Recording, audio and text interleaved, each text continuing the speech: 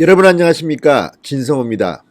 이낙연 국무총리가 조만간 총리직을 물러날 것 같습니다. 최장수 총리로 기록될 것 같습니다. 그리고 후임으로 지금 갑자기 급부상한 인물이 있습니다. 정세균 총리론, 진영 총리론, 이런 이야기들이 많이 나왔는데 이번에는 김진표 의원이 새로운 총리로 급부상하고 있습니다. 자, 이것저것 따져보면 김진표 카드는 문재인 대통령에게는 나름대로 설득력이 있는 카드로 보입니다. 김진표 의원이 국무총리에 임명된다면 연쇄적인 장관 교체, 또 여의도 민주당 내부에도 급격한 변화가 있을 것으로 보입니다. 진성호의 직설 시작합니다. 방송에 앞서 진성호 방송의 구독자가 아니신 분들은 붉은색 구독 버튼 눌러주시면 감사하겠습니다. 김진표 카드.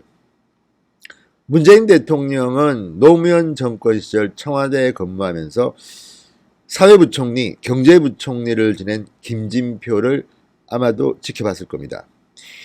지금 여러 카드들이 있지만 무난한 카드는 김진표로 평가하는 것 같습니다. 사실 김진표 그렇게 매력적이거나 파괴력이 있는 정치인은 아닙니다. 그렇지만 상대적으로 합리적인 인물이긴 합니다. 좌파 정권이지만 상대적으로 보수 성향도 있는 그런 정치인입니다. 김진표가 부상하고 있습니다. 자, 동아일보가 이런 관측을 내놓았습니다. 김진표가 급부상하고 있다.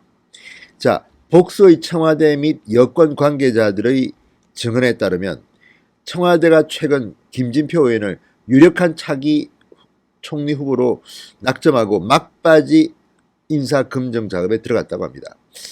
여러 후보군 중 김 의원이 최종 후보로 부상하고 있다. 가장 유력하다. 이렇게 말했다는 증언을 동아일보는 보도합니다. 가능성은 있어 보입니다.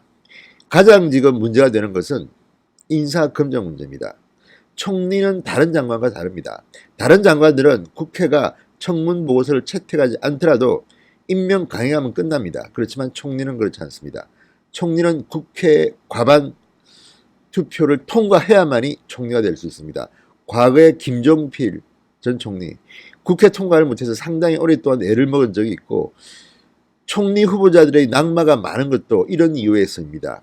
게다가 지금은 총선을 5달 정도 남겨둔 시점이기 때문에 지금 국무총리가 인사청문회를 통과하지 못하면 여권은 엄청난 타격을 받습니다.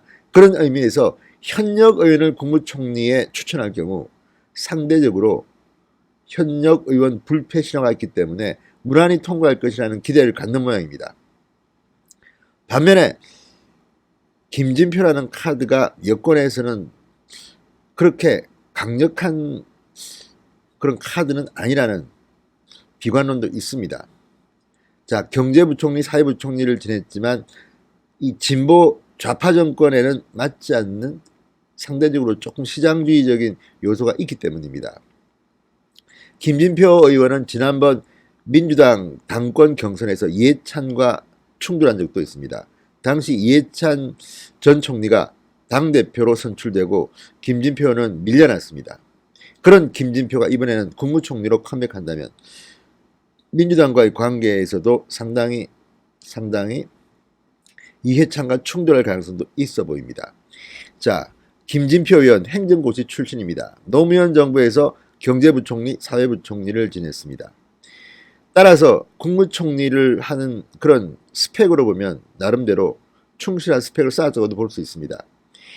노무현 전 대통령은 김진표 의원을 대통령직 인수위원회 부위원장으로 임명하면서 내가 아는 가장 유능한 관료라고 표현한 적이 있습니다. 그리고 노무현 정권 내내 김진표는 승승장구했은 그런 인물입니다. 벌써 사선 의원입니다. 그렇지만 정치인의 매력 이런 걸 따진다면 파괴력은 좀 떨어진다는 평가가 많습니다. 자, 문재인 대통령은 지금 가장 큰 문제가 경제입니다. 경제는 거의 망가져 버렸습니다. 무능한 대통령의 상징처럼 되어버렸습니다. 문재인 대통령의 경제를 보면 정말 한심하다는 생각이 드는데 아마도 그런 의미에서 경제부총리를 지낸 김진표를 차기 국무총리 후보로 낙점한 게 아닌가 하는 관측이 나옵니다. 자, 만약에 김진표가 국무총리가 된다면 다른 인사들은 어떻게 될까요? 지금 민주당은 고민 중일 겁니다. 유은혜, 김현미 장관이 내년 총선에 출마하느냐는 문제가 걸려 있고, 또 이번에 강경화, 정경두 장관을 교체해서 내년 총선에 내보낸다는 이야기가 나옵니다. 민주당에서 요구했다는 겁니다.